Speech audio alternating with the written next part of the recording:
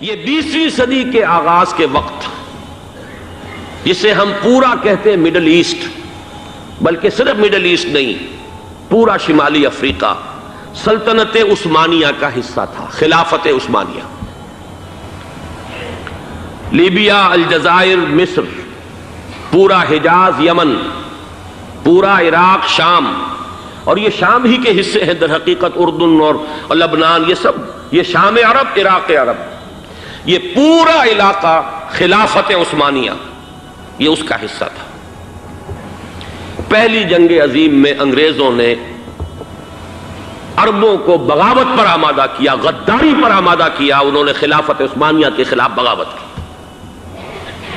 بیج بوئے ان کے دلوں کے اندر نفرت کے، ابھارا انہیں، تم ترکوں کے غلام کیوں ہو، تمہیں خود حاکم ہونا چاہیے، تم کھڑے ہو جاؤ، ہم مدد کریں گے، تم بغاوت کرو، تم ان ترکوں کے خلاف ہماری مدد کرو، ہم تمہیں آزاد کر دیں گے، تم اپنے پاؤں پر خود کھڑے ہو جانا۔ یہ بہت ہی ہمارے لیے دردناک المیہ ہے اس پہلی جنگ عظیم کا۔ کرنل لارنس جیسا شخص، برطانوی استعمار، اور اس کے نتیجے میں عربوں نے بغاوت کی۔ اور اس قدر دردناک بات آپ کو بتا رہا ہوں، میں پہلی مرتبہ جب سن 62 میں حج کے لیے گیا مدینہ منورہ میں، ابھی وہ ریل کے انجن کھڑے ہوئے تھے۔ یہ ترکی کے زمانے میں، سلطنت عثمانیہ کے زمانے میں بغداد سے مدینے تک ریلوے لائن تھی۔ یہ پورا ایک عالم سلطنت عثمانیہ، صرف سلطنت نہیں، خلافت عثمانیہ، پوری ٹرینیں جو ہے ترکوں کی اڑائی گئی، ہزاروں ترکوں کو شہید کیا گیا، یہاں تک کہ صحن حرم میں شہید کیے گئے سینکڑوں ترک۔ یہ جرم تھوڑے نہیں ہے، معمولی نہیں ہے۔ آج جس کی سزا مل رہی ہے، معلوم ہونا چاہیے کہ وہ جرائم کون کون سے تھے۔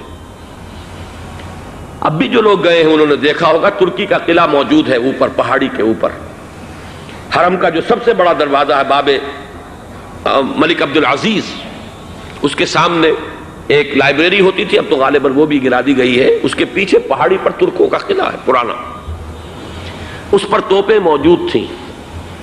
جب بغاوت ہوئی ہے، جو حرم میں آئے ہوئے تھے ترک فوجی، ظاہر بات ہے نہتے، وہ تو نماز پڑھنے آئے ہوئے تھے، ان کو وہاں ذبح کیا گیا ہے۔ اور ترکوں نے اپنی توپیں استعمال نہیں کی کہ کہیں بیت اللہ کو کوئی گدن نہ پہنچ جائے۔ بہرحال یہ غداری ہوئی ہے پہلی جنگ عظیم کے دوران، اور نہ صرف ترکوں کے، عربوں نے کی ہے۔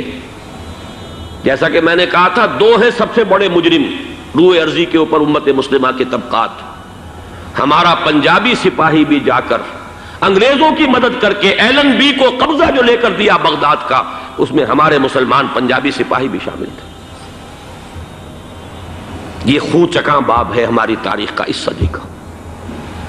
لیکن اس کے بعد سلطنت عثمانیہ کے ٹکڑے ہو گئے، چیتھڑے ہو گئے۔ ایک انگریز نے لکھا ہے یہ جملہ، زہر میں بجھا ہوا جملہ، کہ تاریخ میں یہ بات ثبت ہو جائے گی کہ ایک انگریز نے اس سلطنت کے ٹکڑے کر دیے کہ جو عمر فاروق نے قائم کی تھی رضی اللہ تعالیٰ عنہ۔ یہ پورا عالم، یہ تمام علاقہ کس نے فتح کیا تھا؟ یہ بات ہاتھ بدل گئے تھے، پھر ترک آ گئے، خلافت عثمانیوں کے پاس چلی گئی، لیکن یہ سلطنت تو حضرت عمر رضی اللہ تعالیٰ عنہ کے زمانے سے چلی آ رہی تھی۔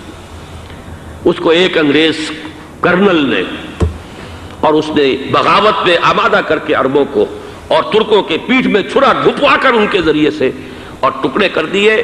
لیکن جب جنگ ختم ہوئی، اب انہوں نے کہا کہ اب ہمیں آزادی دیجئے، تو اب انہیں معلوم ہوا کہ غداروں کو دنیا میں کیا ملتا ہے۔ ٹکڑے کر دیے گئے۔ یہ حصہ عراق یہ انگریز کے پاس رہے گا، شام کا یہ علاقہ یہ فرانسیسیوں کے پاس رہے گا، مصر پر انگریزوں کا تسلط رہے گا، لیبیا اطالویوں کے پاس رہے گا۔ لے دے کر یہ جو علاقہ تھا حجاز، چونکہ وہاں کچھ تھا ہی نہیں، بوادن غیر ذی زرع، یہ عربوں کے پاس چھوڑ دیا گیا۔ اس وقت جو بادشاہ ہیں شاہ حسین اردن کے، ان کے دادا سب سے بڑے غدار وہی تھے، لہذا ان کو اس علاقے کی بادشاہت دے دی گئی۔ اس کے بعد نجد سے ایک تحریک اٹھی ہے، وہ سعودی جو خاندان ہے وہ نجد سے اٹھا ہے۔ نجد میں اس وقت کچھ بھی نہیں تھا، وہ تو صرف ریت کے تودے تھے اور کچھ بھی نہیں، لہذا ادھر کسی استعماری قوت کو دیکھنے کی ضرورت ہی نہیں تھی۔ وہ تو بعد میں تیل برآمد ہوا اور اس کی حیثیت ہو گئی، اور یہ امارات کا علاقہ جو ہے اس کی دنیا میں اب گویا کہ یوں سمجھیے کہ جو سب سے زیادہ اہم علاقے ہو سکتے ہیں روئے ارضی کے نقشے پر، ان میں سے ایک وہ ہو گیا، لیکن یہ اس وقت کی بات میں کر رہا ہوں، کوئی حیثیت نہیں تھی، لہذا اس کو چھوڑ دیا گیا۔ یہ ہے تاریخی پس منظر، یہ لکیریں جو کھینچی گئی ہیں، یہ ایک ملت اسلامیہ کو جو قومیتوں میں تقسیم کیا گیا، پھر نعرے لگوائے گئے المصر للمصریین الشام للشامیین۔ اب شامی ایک علیحدہ قوم ہو چکے ہیں، مصری ایک علیحدہ قوم ہو چکے ہیں، عراقی ایک علیحدہ قوم ہو چکے ہیں۔ یہ ساری تقسیمیں استعمار کی پیدا کرنا ہے، اس کا کوئی تعلق اسلام کے ساتھ نہیں۔ اب ضرورت تو اس بات کی تھی کہ استعمار کے پنجے جب یہاں سے کچھ ہٹے، دوسری جنگ عظیم کے بعد ایک دور آیا، امریکہ ابھرا ہے دنیا کی عالمی سطح پر سیاست میں، اس کے ہاں کچھ آزادی کے تصورات تھے، اس نے بھی سپورٹ کیا۔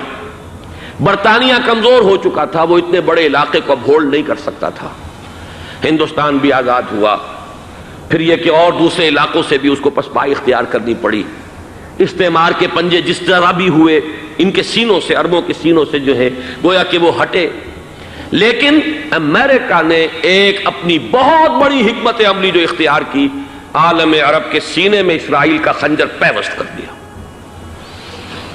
تاکہ یہ کبھی آزاد نہ ہو جائیں، ہمارے انگوٹھے تلے رہے، ہماری پالیسی گورن کرے۔ یہ استعمار کا دوسری جنگ عظیم کے بعد، جہاں برطانوی استعمار، فرانسیسی استعمار رفتہ رفتہ یہ ہٹنے شروع ہوئے۔ صدر ناصر نے انگریزوں کو اٹھا کر پھینکا میڈیٹرینین میں اور دوسرے جگہوں سے، الجزائر نے آزادی حاصل کی فرانس سے، اطالویوں سے جو ہے لیبیا والوں نے آزادی حاصل کی، یہ ہو گیا، لیکن ایک خنجر پیوست کر دیا گیا اسرائیل کا سینہ عرب میں۔ اس صورتحال میں ظاہر بات ہے کہ ایک تو بڑی آئیڈیل پوزیشن تھی کہ پورا عالم اسلام متحد ہو، لیکن وہ تو بہت دور کا خواب معلوم ہوتا ہے۔ علامہ اقبال سے بڑا کوئی نقیب نہیں ہے ملت اسلامی کی وحدت کا۔ ایک ہو مسلم حرم کی پاسبانی کے لیے، نیل کے ساحل سے لے کر تا بخاک کاشغر، لیکن انہیں بھی اپنے لیکچرز میں کہنا پڑا کہ اس وقت جو صورتحال ہے، پورے عالم اسلام کی ایک وحدت بن جانا تو تقریباً ناممکن نظر آ رہا ہے۔ اگر کسی طرح ایک common wealth of Muslim nations وجود میں آ جائے تو بھی بڑی کامیابی ہوگی، لیکن اس سے بھی پہلے یہ تو زیادہ آسان تھا کہ عالم عرب ایک وحدت کی شکل اختیار کر لے۔ یہ تو ایک قوم ہے، اکثر و بیشتر ایک نسل یا زیادہ دو نسلیں کہہ دیجئے، شمالی افریقہ میں بربر نسل بھی ہے، باقی تو سب عرب ہیں۔ یہ پورا عالم ایک نسل، ایک زبان، پورے اتنے رقبے کے اوپر بولے جانے والی ایک زبان، یہ تو ایک ہو جائے۔ افسوس یہ ہے کہ اس کا ایک ہو جانا، ایک شخصیت ابھری تھی جو مذہبی مزاج کی شخصیت تھی، جو دینی مزاج کی حامل شخصیت تھی، اگر اس کی قیادت میں عالم عرب متحد ہو جاتا تو واقعتاً ایک بہت بڑا جو ہے مرحلہ وہ طے ہو جاتا پوری عالمی ملت اسلامیہ کی ایک وحدت اختیار کرنے کا۔